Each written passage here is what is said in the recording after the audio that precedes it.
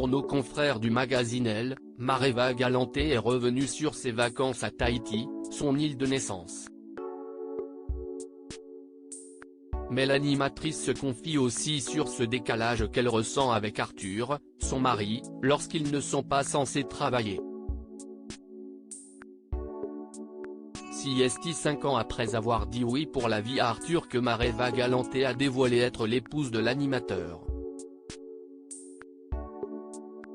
En effet, en août dernier, l'ancienne Miss France dévoilait un magnifique cliché de son couple, pris à Bora Bora. Noces de cocotier # anniversaire de mariage, écrivait-elle en légende. Une touchante déclaration d'amour pour celle qui a souhaité consacrer un album tout entier à son île de naissance, Tahiti. En effet, la chanteuse a décidé de mettre en avant ses origines et ce territoire paradisiaque. De temps en temps, Mareva Galanté retourne sur les lieux de son enfance pour les faire visiter à sa fille, Manava, 7 ans. J'y vais une fois par an l'été, pour les vacances, avec ma fille. J'y reste au minimum un mois et demi, confie-t-elle à nos confrères du magazine Elle, dans son édition du 13 juillet 2023. Parfois, elle embarque aussi son mari dans ses valises. Mais il semblerait qu'Arthur ait un peu de mal à se faire à la vie tranquille de Tahiti. Il a plus de mal. Ce lieu n'est pas celui de son enfance, il n'a pas reçu la même éducation que moi.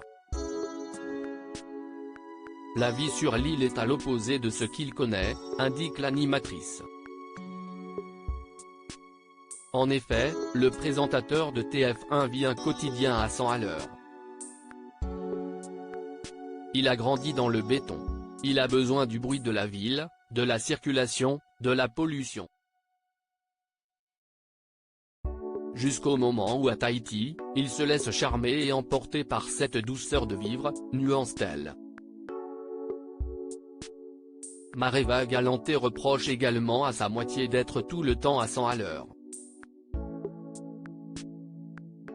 Il ne lève jamais le pied. Si est quelqu'un d'hyperactif, qui a besoin sans cesse d'être stimulé, motivé, engagé dans de nouveaux défis.